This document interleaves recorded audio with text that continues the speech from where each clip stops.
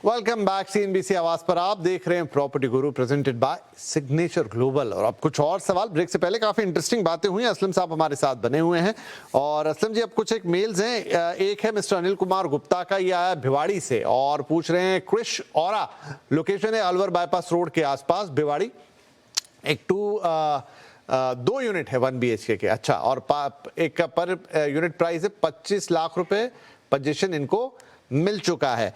तो अब ये पूछना चाह रहे हैं कि इसका फ्यूचर प्राइस क्या होगा, can I go for the property to sell. मतलब थोड़ा मन में ये भी आ गया है कि क्या निवेश किया था तो अब इसे बेचा जा चुके हैं, तो कुल मिला के इसका आगे पीछे जानना चाहते हैं। आई रिमेम्बर असलम सर, एक समय में बहुत बात होती थी भिवाड़ी की भी, और हम देख रहे हैं कि वो सारे इलाके जिनकी बात करते थे फिर वो पीछे कहीं चले गए, फिर अब निकल के दोबारा आ रहे हैं क्योंकि उनसे जुड़े हुए सवाल हमें मिल रहे हैं। बिल्कुल, एक्चुअली एक टाइम में विपिन जी बहुत ज्यादा पॉजिटिव और बहुत ज्यादा हाइप था उन पूरे एनसीआर रीजन का, और उसमें बात भिवाड़ी तक भी चली गई थी, लाइक भिवाड़ी में कि उधर भी लोगों ने काफी इन्वेस्टमेंट्स किया था। लेकिन अनफॉर्चुनेटली जो बीच में स्लम आया उससे काफी नुकसान हुआ लोगों को। आई थिंक ये बोल रहे हैं इन्होंने 25 लाख का लिया था।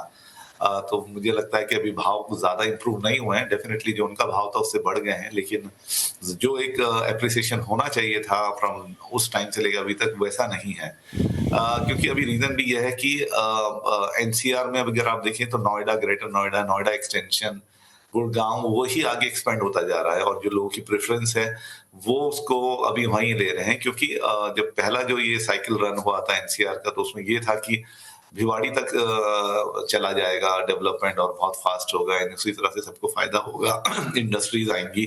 लेकिन एक स्लम की वजह से और काफी जो बीच में प्रॉब्लम्स आई थी ओवरऑल एनसीआर में, उसमें ये जो एनसीआर के मेन एरियाज हैं उनको तो अभी रिकवरी हो गया है और वो बहुत अच्छा कर रहे हैं। इनफैक्ट आज टॉप उसमें है वो एनसीआर के वो सब एरियाज। लेकिन ये जो बाकी एरियाज थे आगे के भिवाड़ी टाइप, उसमें थोड़ा सा अभी भी प्रॉब्लम है।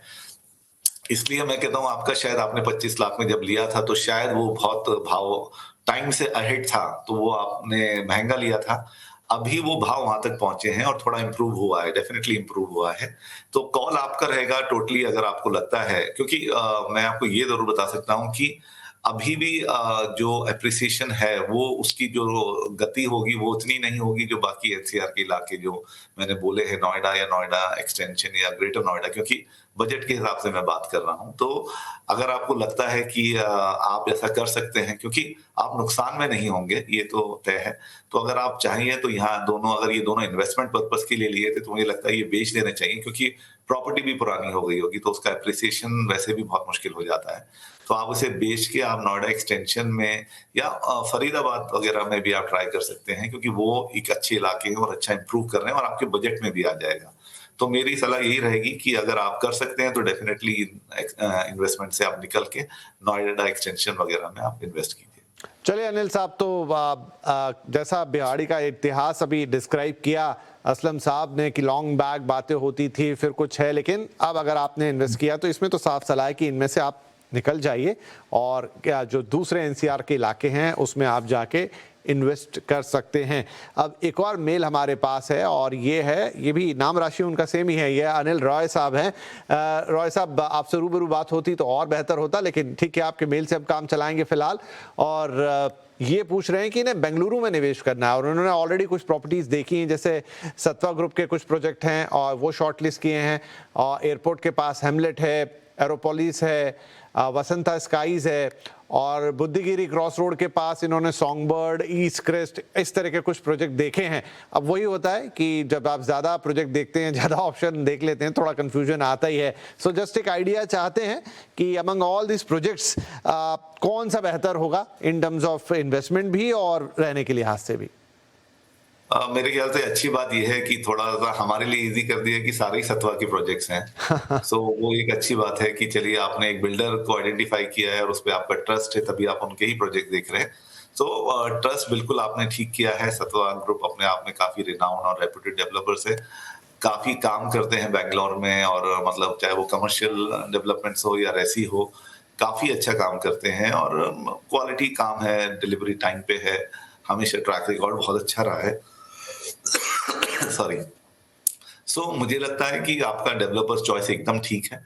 नाउ आपने जो इलाके लिए वो एयरपोर्ट नियर एयरपोर्ट या बुद्धिगिरी क्रॉस पे आपने लिए हैं, तो वो आपके पर्सनल चॉइस पे रहेगा या आपके वर्क आपका जो काम करने का लोकेशन है जहाँ आप you go for your work आपके उस पर डिपेंडेंसी करता है, क्योंकि जैसे मैंने बोला डेवलपर्स है और हर इलाके के अपने अपने एडवांटेजेस हैं। तो जैसे एयरपोर्ट के पास अगर आप लेते हैं तो एयरपोर्ट के आसपास ही ऑल द बड़े डेवलपर्स अपना पूरा एक तरीके से नया ही सिटी बना रहे हैं, लाइक प्रेस्टीज सिटी या सारे प्रोजेक्ट्स जो वहाँ बन रहे हैं वो अपने अपने एक दूसरे से बढ़ के हैं और उनका फिर कनेक्टिविटी काफी अच्छा हो जाता है, बिकॉज आप सिटी में ना उसके मेट्रो यूज करके दूसरे तरीके से दूसरे इलाके में जा सकते हैं।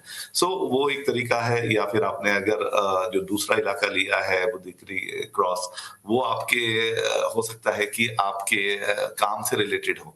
तो ऑल डिपेंड ऑन कि आपका कहाँ पे इंटरेस्ट है, आपके बजट को क्या सूट करता है और आप किस चीज में ज्यादा कंफर्टेबल हैं। बाकी ये सारे प्रोजेक्ट काफी अच्छे हैं और इसमें बेसिक यही था जो आपने ही खुद डिसाइड कर लिया और वही मैं आपको एडवाइस कर सकता था कि डेवलपर अपने आप में काफी स्ट्रांग है और बैंगलोर मार्केट ओवरऑल उसमें कोई बात करने की है नहीं। सबको मालूम है कि Bangalore is one of the top market in India. तो मुझे लगता है आपका चॉइस है, किसी भी प्रोजेक्ट में आप इन्वेस्ट कर सकते हैं गिवन योर रिसोर्सेज और आपका फ्यूचर क्या प्लान है।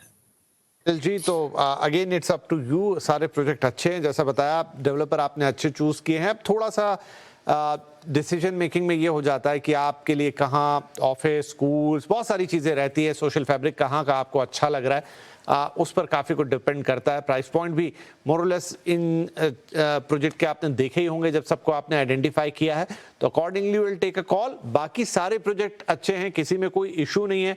एक ही डेवलपर से बिलोंग कर रहे हैं तो वो भी एक बात है कि ओवरऑल ग्रुप पे भी ट्रस्ट किया जा सकता है, सत्वा ग्रुप पे। तो now it's up to you. फिर भी आपको लगता है कोई और सवाल है जो शायद हम कनेक्ट नहीं कर पाए, इसीलिए मैंने कहा आपसे रूबरू बात होती तो ज़्यादा बेहतर समझ पाते, आप दोबारा भी हमसे संपर्क कर सकते हैं। चलिए, इसी के साथ तो वक्त हो गया है कि आज के इस एपिसोड को हम समाप्त करें, लेकिन जाने से पहले असलम सर आपका शुक्रिया अदा करेंगे। आपने वक्त निकाला और हमारे दर्शकों के सवालों के जवाब दिए और वो पूरा सिनेरियो जो कि अब एक नई तस्वीर उभर रही है रियल एस्टेट मार्केट की फ्रॉम टियर 2 टियर 3 सिटीज़ भी, तो उस पर भी अब आगे नज़र रखेंगे और आपसे बातचीत होती रहेगी। बहुत बहुत धन्यवाद और सभी दर्शकों का भी बहुत शुक्रिया।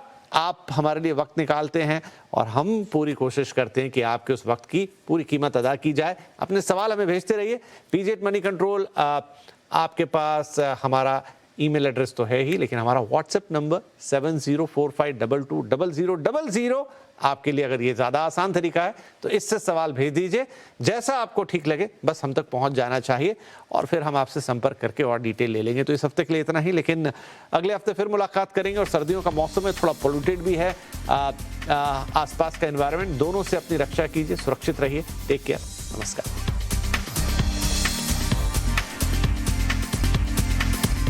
Signature Global presents Property Guru